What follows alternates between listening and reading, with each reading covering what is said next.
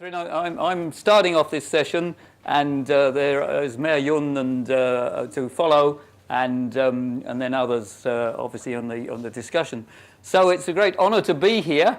I was invited because of a project that I did with the Food Agricultural Organisation a year or more ago now, which was launched at the Durban Climate Change Conference of Parties, and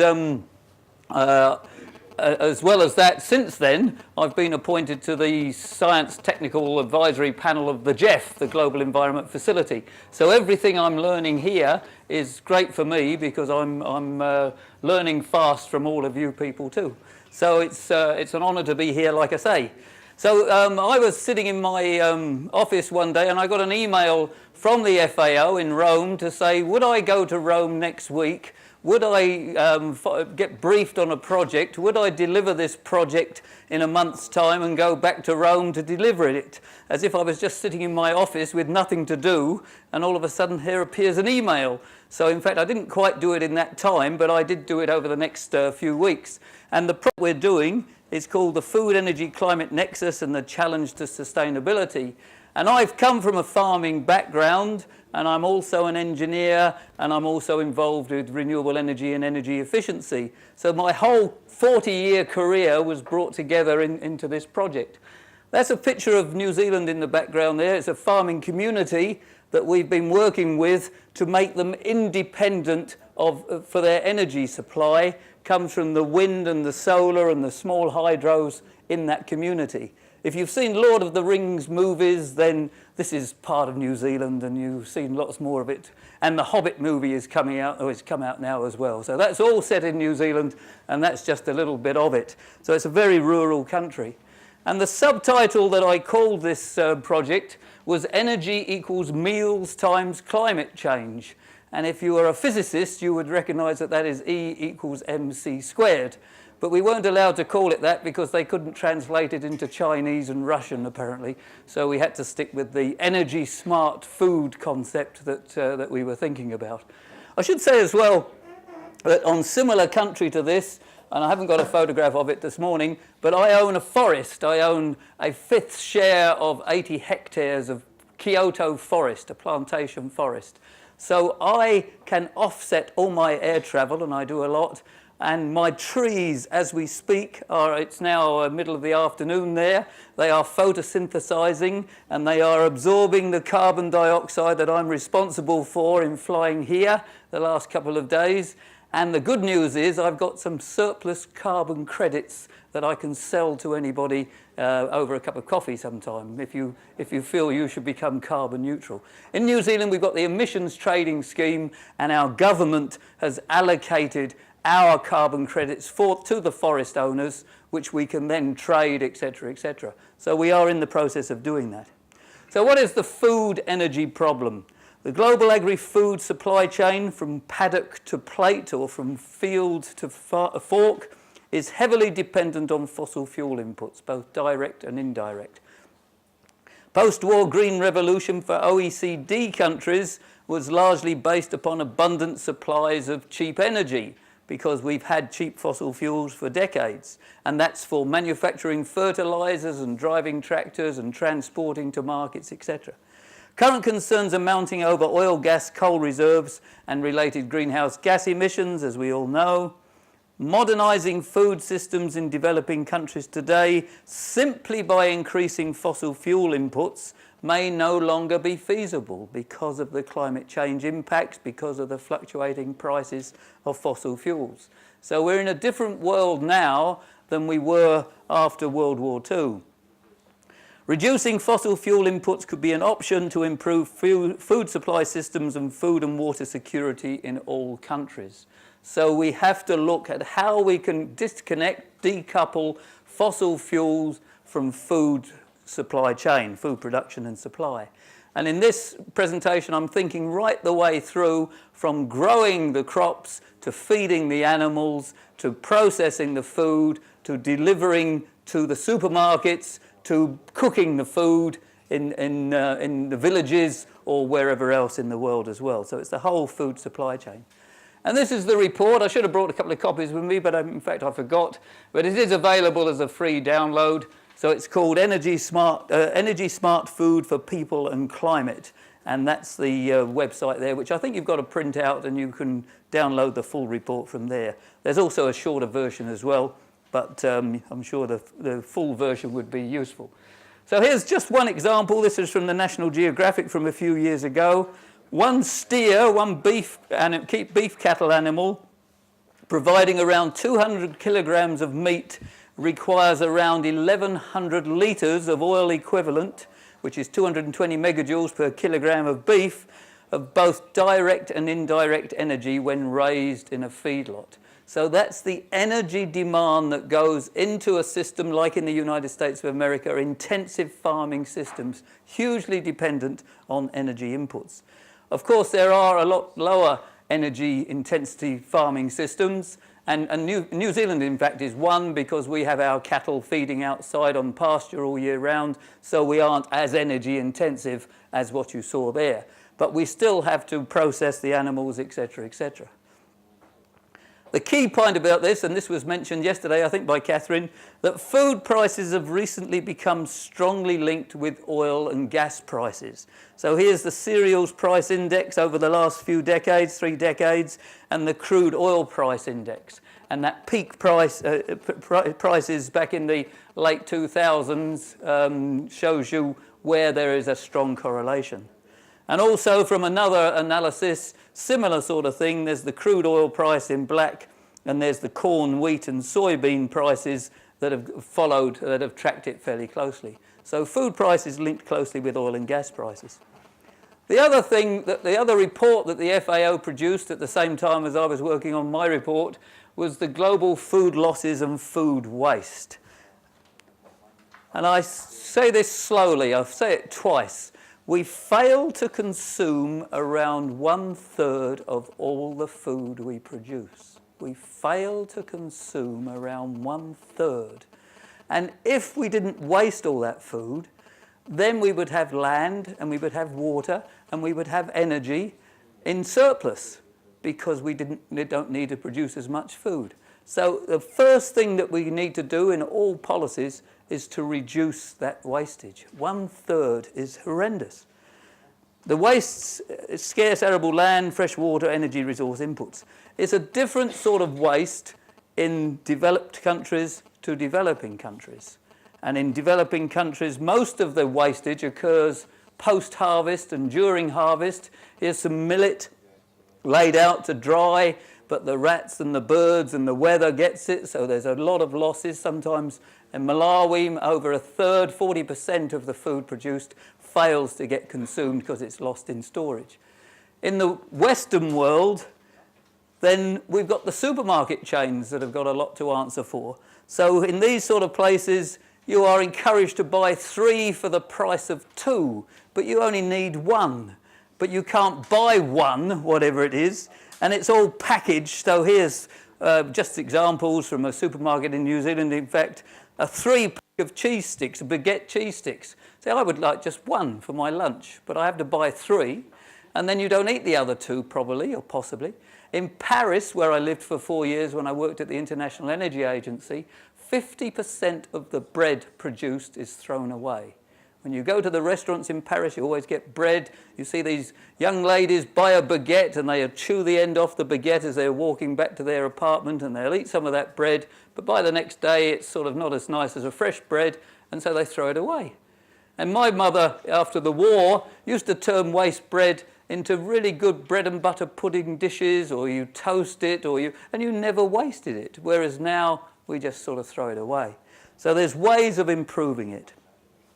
We've also got on here, down the, I haven't got a pointer. Oh, there we go, the use by date. So there's a use by date on a supermarket package, but there is the best before date. What's the difference between a use by date and a best before date? Most consumers don't know.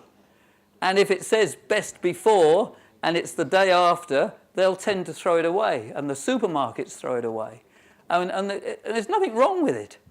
And so there's a concern that the regulations have got out of control in that regards.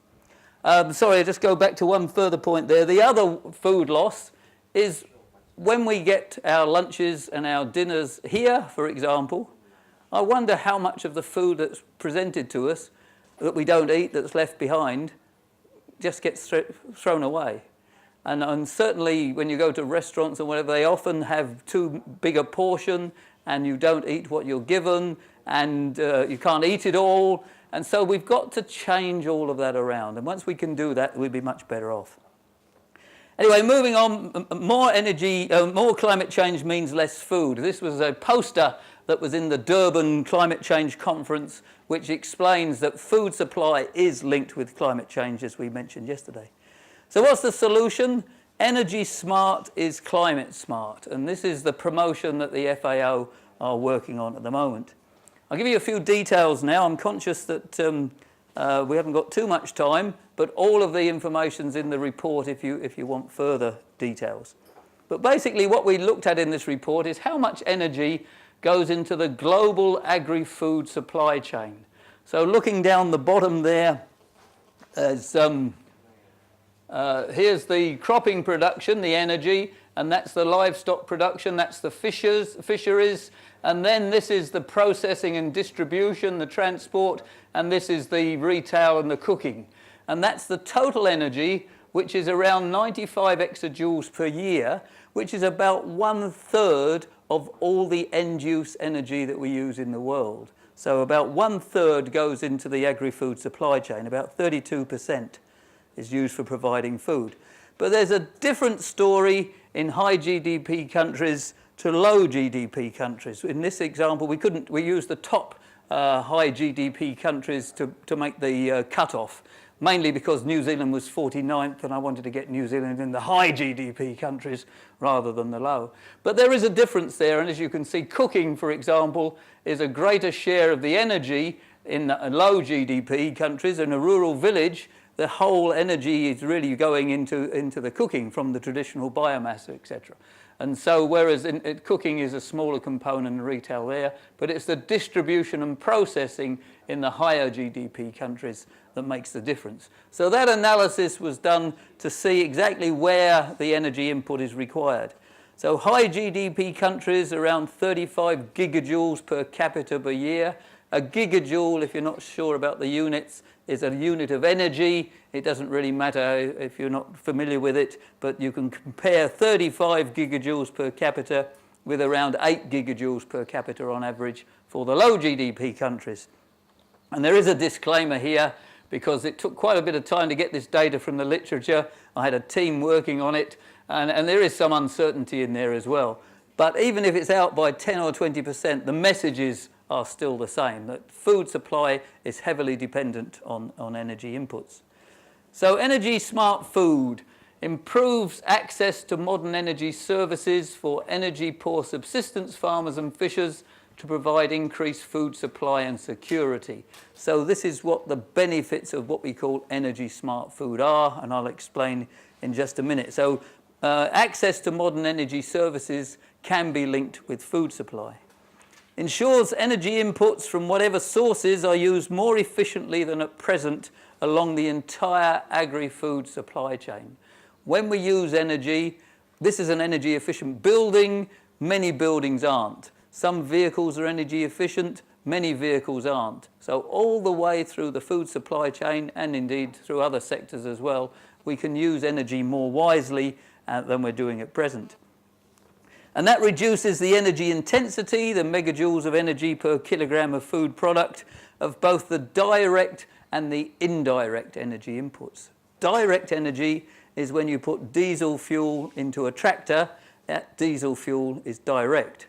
But the tractor was manufactured somewhere, and the energy to manufacture the tractor and transport it to the farm where it's used is the indirect energy. Fertilizers have a large share of indirect energy to manufacture the fertilizers. And in fact, 5% of natural gas in the world that we consume is used for fertilizer manufacture, which is quite significant. Captures the renewable energy sources available and uses them to displace fossil fuels, and simultaneously enhances food security, sustainable development, climate change mitigation, and resilience by reducing greenhouse gases. So that's what Energy Smart Food's about. The share of greenhouse gas emissions, similar to what I showed you with the energy inputs, is around 22% of total emissions, and there's the breakdown there. And there's the gases, the methane, nitrous oxides in particular, which are great, as important in agriculture as the carbon dioxide. And a different story again in the high GDP countries to the low GDP countries. So again, this analysis is in detail in the report. Not so much difference between high and low GDP because of the methane emissions from rice paddy fields in particular in the lower GDP countries. So why is the problem complex? All agri-food systems depend upon energy inputs regardless of scale. The scales of an agri-food system range from subsistence farmers and family units supplying local markets, small businesses and large corporate companies. Regardless of the scale of the farming enterprise or the food production system, then there is an opportunity for renewable energy and energy efficiency. They've got different energy use priorities, but both low and high energy systems can also use renewable energy. So here's a couple of examples, and then I'll jump to the conclusion. So this is a low input agri-food energy system in Kenya, in fact.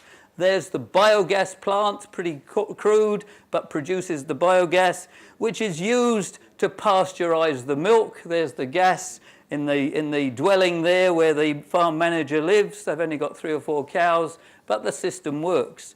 And moving on from that, sorry, I'll jump over these ones.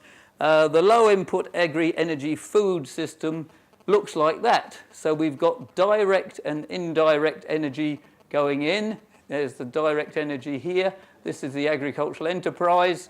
This is the food produced, and it's used locally or it's sold to local markets. And then what else happens? We get the energy outputs coming out. Here's the biogas and some heat in this very simple farming system. That's the energy for the system and energy from the system. And then that energy goes back into the farming system. So this is biogas as an example, but any farm, any piece of land has got the opportunity to collect solar energy, wind energy, or biogas energy, biomass fuels, small hydro. So linking energy supply with food production is what Energy Smart Food is all about. Works the same on a much larger scale. This is a modern dairy farm, happens to be in New Zealand. And here we've got community scale biogas plants. Exactly the same principle and the much more complex situation. Again, all this is in the report, where we've got the agricultural enterprise, the direct energy inputs, the indirect energy inputs. We've got a different form of food supply chain and exporting. And then we've got the energy coming out from that farming operation, which can be either returned back to the farm or indeed sold off the farm to make revenue for the farmer. So linking energy and food production is the key. Got a couple more slides on energy efficiency to demonstrate what this means as well, in that every time we use energy, we should always think about reducing the energy intensity by doing things better. And this is a palm oil plantation, in fact, with a tractor. In New Zealand, for some years, I ran a tractor pulling competition. And this was where we got farmers enter their tractors and they raced over 100 metres and they pull a sledge behind them, and the bigger the tractor, the bigger the weight on the sledge. And that was purely propaganda. It's still going. It's been going for 35 years now. And it encourages farmers to think about how they can best set up their tractor to get the most efficiency from the fuel to the cultivation exercise or whatever it happens to be. And so this is exactly the same in terms of what farmers should be doing in the fields, operating their tractor. And when they do it properly, they can save maybe 10 or 20% fuel and 10 or 20% time as well, and do less damage to the soil. So what policies, and this is the important part for your roles in the world, what policies could help drive this transition to energy smart food? I haven't concentrated on water here, but water is a key component of all of this, and it's in the report. We've also talked about diets. Moving towards a vegetarian diet is more efficient, and also obesity. There's more obese people in the world now than there are starving people. And this is horrendous from a health point of view and the cost on a society, and it's something that we can change. But it does mean less demand for food as well. So what policies could help drive the transition to energy smart food? A long-term view is needed to gain the paradigm shift to energy smart food systems. We can't do it overnight, so you've got to have a long-term vision. Policy formulation regarding energy and food should be coordinated amongst government ministries responsible for food, agriculture, energy, health, transport, economic development and environment. Within the GEF, we are talking about having funding coming through for smart food systems, not just for energy, not just for climate mitigation, but to cover all of these sort of areas as well. So, and water included too. Policies for supporting renewable energy uptake are diverse, but we understand those. There's many around the world. You just have to look at the REN 21 report that I'm involved with producing, and that analyses all the policies for renewable energy. And the FAO is now aiming to assist member countries to address this food, energy, water, climate nexus. And the plan is that we would find 5 host countries to have demonstration projects which would then show how a community, a rural community, could develop and could benefit from having energy production linked with food production, linked with water efficiency, and how we can do everything better and reducing waste on the way through. So in summary, and that's 3 of my 5 grandchildren, and before anybody asks, they did eat all the food on their plates, so there was no waste. That's not quite true, but that's my story. The global agri-food supply chain can be decoupled from its dependency on fossil fuels in order to meet future food demands. We can do this. We know how to do it. We need the political drivers. Reducing energy intensity is technically possible at all levels along the chain. That's energy efficiency all the way through. Renewable energy technologies can help improve energy access, food security, price fluctuations and climate change impacts. So renewable energy's got all of these co-benefits. We heard about it yesterday. There's a special report on renewable energy that the IPCC produced 18 months ago now, and I led the integration chapter for that, and it covers all the details on renewable energy that you would need to know. But basically, the message from that report is we could get to 60% renewable energy in the world by 2050. The technologies are there, the economics are there, it's the policy drivers that are missing. So last couple of points, reducing food waste makes good sense. And so we should be thinking about that from a policy point of view, as well as, I guess, from our individual lives. Policy development to drive the transition to energy smart food and reduce food losses needs this long-term vision. And finally, communities could be selected and demonstrate a more sustainable food system. We've got all the pieces of the jigsaw. We know them all. They're all there. We need to put them in place and then drive forward this energy smart food, water, climate nexus and reduce the waste, and the world would be a better place. I'll leave it at that. Thank you.